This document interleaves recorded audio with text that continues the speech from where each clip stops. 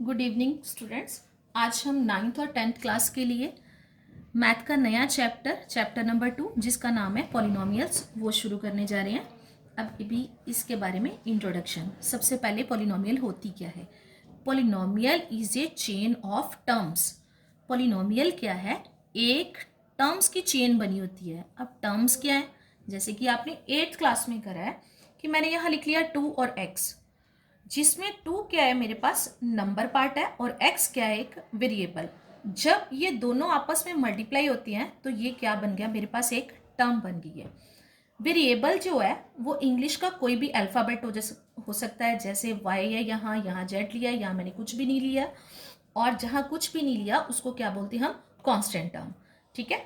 जब number part और variable आपस में मल्टीप्लाई होते हैं तो वो क्या बन जाती? टर्म।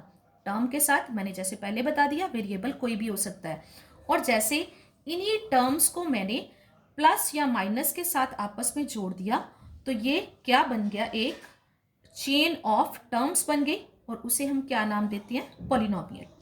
ठीक है। जैसे इसमें मैंने यहाँ 2x plus 3y minus 5z plus 6, यहाँ मैंने कॉमा डाला हुआ था, ये अलग अलग टर्म्स मैंने शो करी थी। अब मैंने प्लस या माइनस के साइन के साथ इनको जोड़ दिया है। ये क्या होगी मेरे पास? एक पॉलिनोमियल। मैंने पहले भी बताया कि पॉलिनोमियल में वेरिएबल जो है वो कोई भी अल्फ़ाबेट आ सकता है। उसके बाद आ गया हमारे पास काइंड्स ऑफ पॉलिनोमियल्स। पॉलिनोमियल्स की कुछ किस्में होती हैं, जैसे लीनियर पॉलिनोमियल। लीनियर का मतलब है वन। कुछ पॉलिनोमियल हमारे पास ऐसी होती हैं जिनमें एक ही वेरिएबल होता है। इसमें वेरिएबल x था, जैसे ये वाले पॉलिनोमियल ले रही हूँ मैं, इसमें वेरिएबल x, y और z तीन वेरिएबल आ रहे हैं। पर इस कुछ मैंने ये एग्जांपल ली हुई है, इसमें एक ही वेरिएबल है।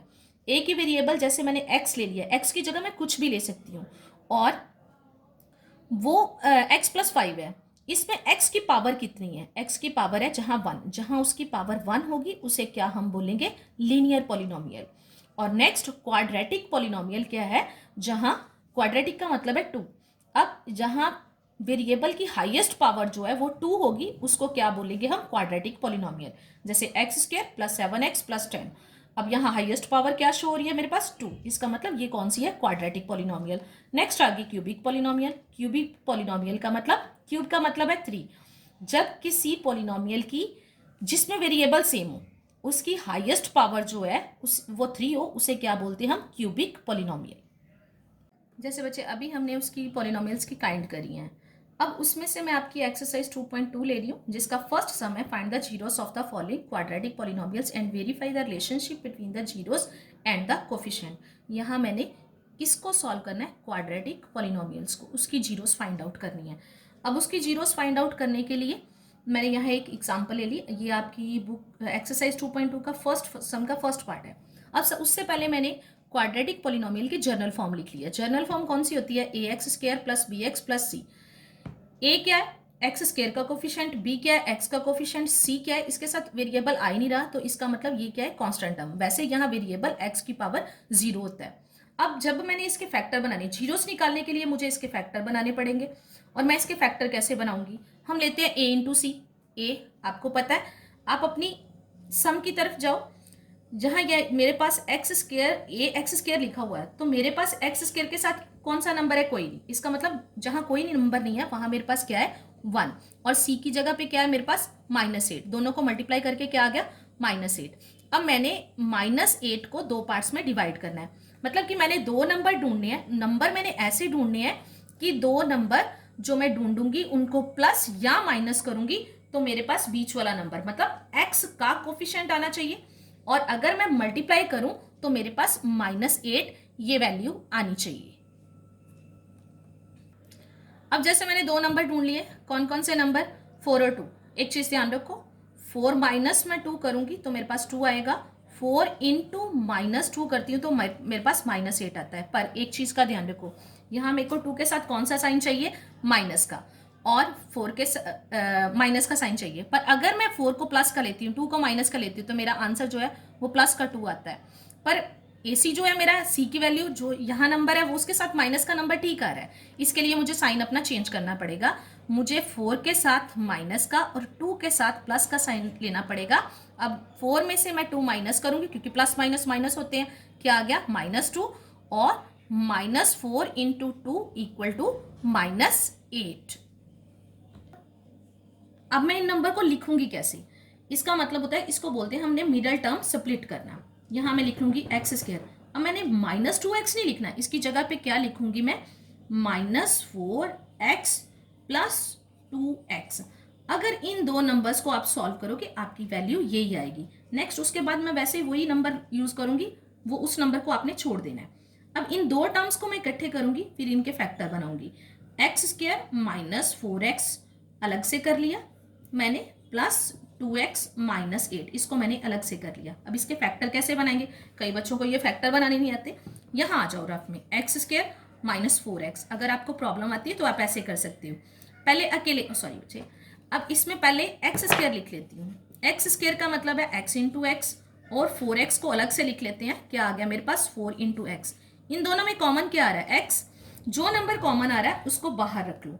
अब इस तरफ देखो, एक्स स्क्वायर में से जो नंबर पे मैंने सर्कल करा उसकी तरफ ध्यान देना छोड़ दो, बाकी क्या बच रहा है आपका x, तो यहां लिखो x। आगे कौन सा साइन है, माइनस का, तो माइनस का साइन लगाओ।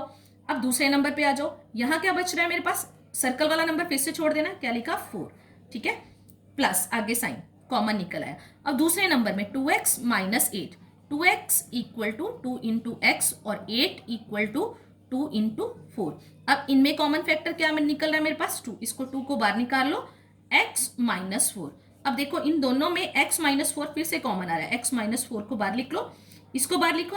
यहाँ क्या बच गया मेरे पास, x, यहाँ क्या आ गया +2, ये फैक्टर बन गए। अब जीरोस निकालने के लिए इन दोनों को अलग अलग से जीरोस के इक्वल कर दो। अब यहाँ x इक्वल टू 4 इधर माइनस का है, उस साइड जाके किसका हो जाएगा, प्लस का, और x इक्वल टू 2 इधर प्लस का है, दूसरी साइड जाके क्या हो जाएगा, माइनस। अब ये क्या आ गया मेरे पास, zeros of the quadratic polynomial. आगे बच्चे इसके साथ हमें देखो, आगे उन्होंने बोला हुआ है इसमें वेरीफाई भी करना है, verify relationship between the zeros and the coefficient. अब वेरिफिकेशन क्या है मेरे पास, क्या आएगा, sum of the zeros equal to minus coefficient of x by coefficient of x square. हम इसको ऐसे भी लिख सकते हैं, -b/a, क्योंकि x का कोफिशिएंट जो होता है वो क्या है, b, माइनस का साइन फार्मूले में आता है। कोफिशिएंट ऑफ एक्स स्क्वायर, इसको हम क्या लिखते हैं, a।